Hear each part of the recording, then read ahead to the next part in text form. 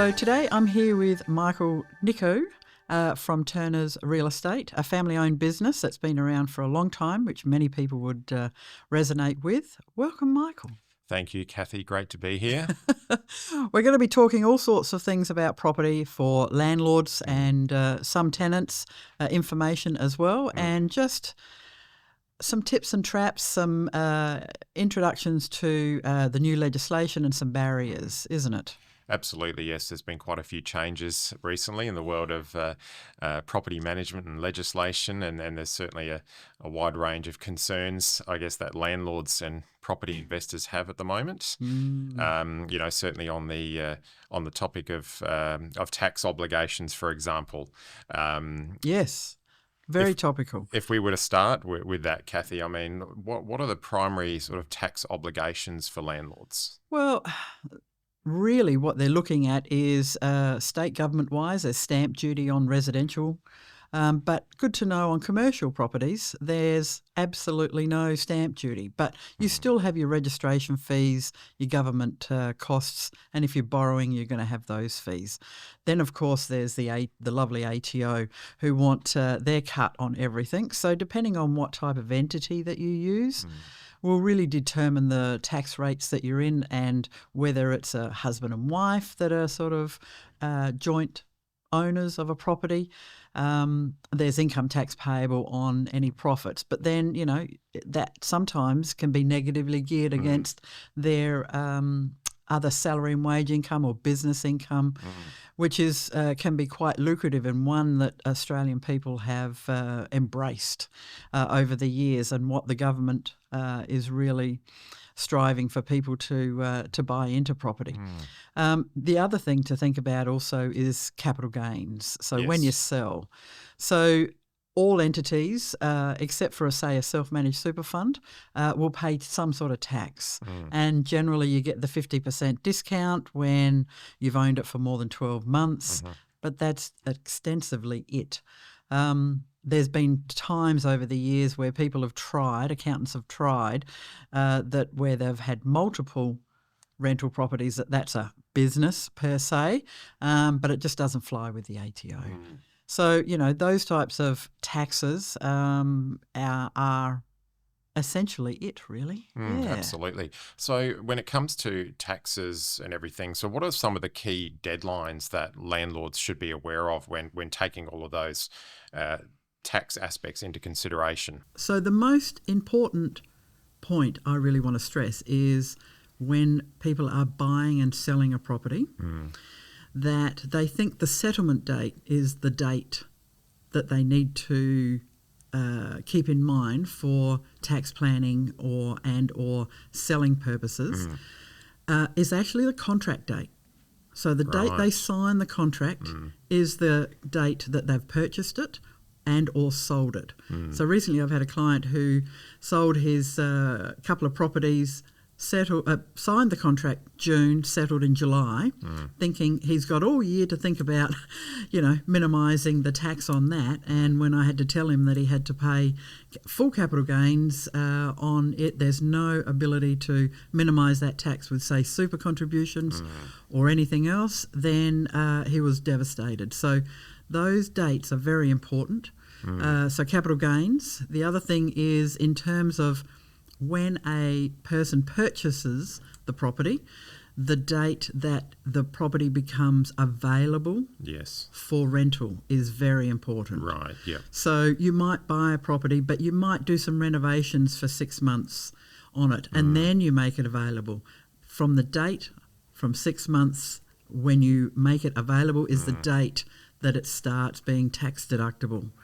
The interest, the expenses, etc. And obviously that would apply if the property's already rented and they're purchasing a property that's already under management, for example.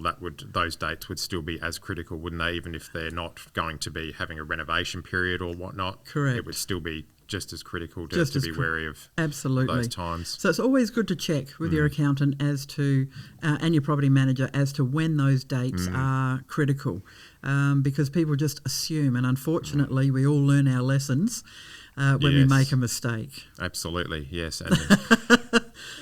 You want to avoid that.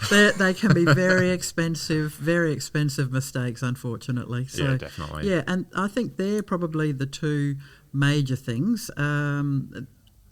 Incidental dates would be things like when you're making improvements while there's a tenant in there. Perfect, no problems, it's still continuous. But if you make improvements when a tenant's not in there, then clearly that's not deemed to be up for rent. Right, yep. So those time periods, so your accountant should be asking you these questions when you go to see them. Absolutely. Because the ATO will, if you're audited. Yeah, definitely. So on the topic of, say, rental income and deductions, for example, what counts as rental income, and how should landlords report it on their statements or returns? Sure. So there's a specific section in the tax return for rental properties. Each property has to be identified. The ATO have their own format, if you like, Yes. of the different categories that need to be adhered to. And that particular format has, you can fill out as much or as little as you want in that, but the more information you've got, remember the ATO already know most of this information at any rate. Yeah. So you want to make sure that it is accurate. Things like acquisition dates, sale sale values, ownership in terms of, how many people own the property or what entity it's owned in. In terms of the rental income itself, it's whatever you're actually receiving, you're physically receiving, assuming that it is to a third party. So if it's not to a third party, let's say, for example, you've got a family and your son decides to move to Melbourne to study, and you buy a property over there, and he moves in and gets a couple of his mates to rent with him as well. The son doesn't pay the rent, but the mates do. The ATO would look upon that even though you haven't received that rent, you need to account for that rent irrespective as assessable income in your tax return. A lot of people think, well, it's my son, it's, not all of it, some of it's private use. If you want the full tax deduction of your council rates, your water, all those expenses, interest, etc., you're going to have to put the full market value in for the rental. So that's a thing people miss. The other thing is these days a lot of residential property owners, landlords, are reclaiming the water rates. Is it the water rates or the water the usage and water supply usage charges are generally the recoverable. The recoverable, so that's got to go in there as well. But don't also forget that sometimes you might have an insurance claim. Yes. That's assessable income that's got to go in there. That's other rental income. So things like that pertain to the rental property are income.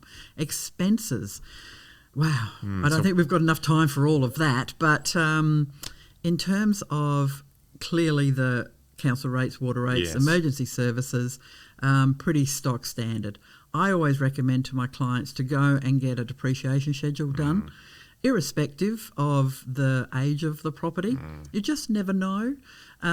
A lot of them that we use will tell you beforehand if it's worthwhile or not.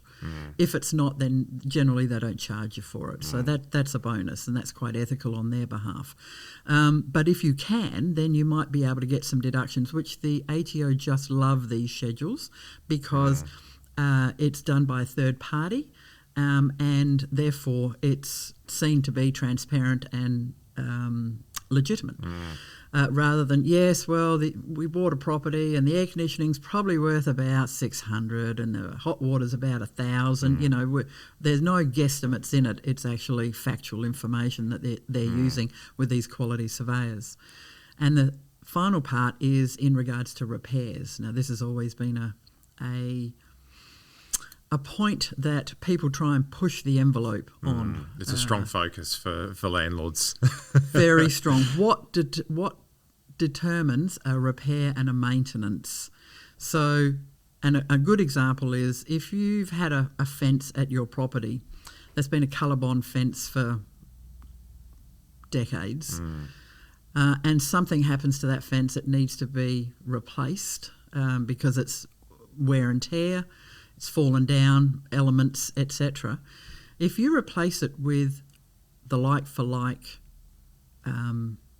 materials of that colour bond, now you might not get the exact same like-for-like because over time the quality of those products have improved, but it's still that standard. Yes. Then it's a maintenance, it's a replacement, therefore it's 100% tax deductible. Whereas if you've improved it, then that is an improvement, therefore it's a new asset, therefore it's depreciated. So it's a fine line, unfortunately, and it's a conversation piece that you have to have before you actually do it so that the landlords are aware of what is deductible and what is depreciable. Absolutely, and tax depreciation has become an important part of our process when we're onboarding new landlords as clients. They will get a no obligation call from a quantity surveyor that specialises, and we've just included that as part of our service. Most landlords we find don't actually know what a tax depreciation is. Really? Yeah, there are so many that have never heard of it and they don't know what it actually involves. And a lot of people will say, oh, no, my accountant's dealing with all of that. And that's great. But accountants, as we know, are not quantity surveyors. However, with the amount of expertise they provide, obviously in other areas, but the quantity surveyor will be the one that provides that report. Well, that's an amazing add value service. And it's no obligation as well, so there's no commitment from the client, and we find it really helps them. I mean, the amount that they can claim back drastically differs when you've had a tax depreciation. True. What are some of the expenses that are often overlooked, though, by landlords, when they are lodging their tax returns and whatnot? Are there any sort of things that you see that are often overlooked? Sometimes, yes. I see the emergency services levy. Yes. A lot of people just miss that one because if they just get one bill and it's all on one bill. It's a small amount, but it definitely does. Another thing is borrowing costs. Sometimes they won't. When they take out a new loan or refinance a loan, the banks have fees, and that can be written off over, say, a 5-year period. People don't provide the accountant with the contract for the refinance or the finance of the original purchase. So there's some added costs in that can be deducted as well. It can certainly add up over time if you start sort of missing those little bits here and there. It can really add up. Absolutely. So, and a lot of people just tell the accountant how much interest they've paid from the statement. But then a lot of banks or financial institutions will charge a monthly fee as well. So like a $5 or $10 or $30. Yes. And they miss that as well. So there's another $360 that they've missed. So these little incremental things added up over 1 year is not huge. But if you have a property that you've owned for 15 years, that adds up to a lot of deductions that you've missed out on. For sure. And I mean, that's one of the main reasons why we recommend to our clients to have all of their outgoings managed by our agency, because when they do get their monthly statement, they'll have a nice, tidy, consolidated list of all of those little expenses that have come through, and they won't have to go trawling through mountains of paperwork to find out what they may have missed. Music to my ears. As an accountant, if I just get the property manager's statement, I can reconcile that, and I'm a happy accountant when I look at that because I know everything's in there. You've got the software to do all of that. So that's right, and for us it's no additional cost for the landlord to utilise that service. It's just part of the package that we offer. Correct. And it has huge benefits. Absolutely. Well, you collect the rent so you can offset those. The only thing the landlord has to really worry about is the loan repayments if there are any. So nice and easy, very sweet. Fantastic. What a great job. What a great added service. I know a lot of property managers do that, but they probably don't sit and discuss those options in its entirety and the benefits and advantages that that sounds to me like you guys Yeah, do. and I think a lot of landlords immediately assume, oh, it's going to cost extra for this. So if you're going to do that extra work, then I'm going to have to pay more management fees or whatever that may be. But we make it very clear that it's part of our package that we do offer. Yes. And why wouldn't you utilise it? If you're paying a package fee, you may as well utilise all of the available inclusions. Why not? I mean, if it's part of the service, hell, Yeah, that's and I mean, some fantastic. landlords are, numbers people, and they like to retain control of all of their invoices. And some people just love doing that. They've got their spreadsheets set up or whatever else they use, and they just love tracking things themselves.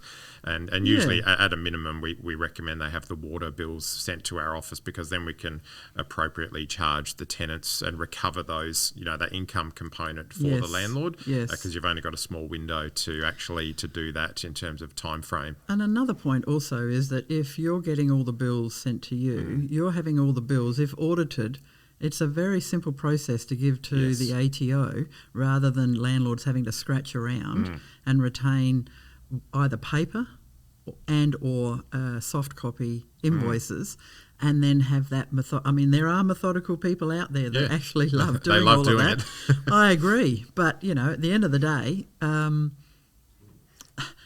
it's when you get audited that you find out these little flaws in people's systems. And they can be costly down the track. But as we were saying before, they can add up. If certain things are missed along the way, it can be quite costly. So you want to sort of minimise that as much as possible. Absolutely. And so just a question for you is, how many sort of properties do you actually manage? We are Adelaide's largest property management agency, managing close to 4,000 homes at the moment across Metro Adelaide. Wow. We manage anywhere from as far south as Aldinga. We go all the way up to Gawler as well. I was going to ask, what's the range? Yeah, no, we go everywhere. Our property managers, their portfolios are zoned for the areas that they generally live and specialise in.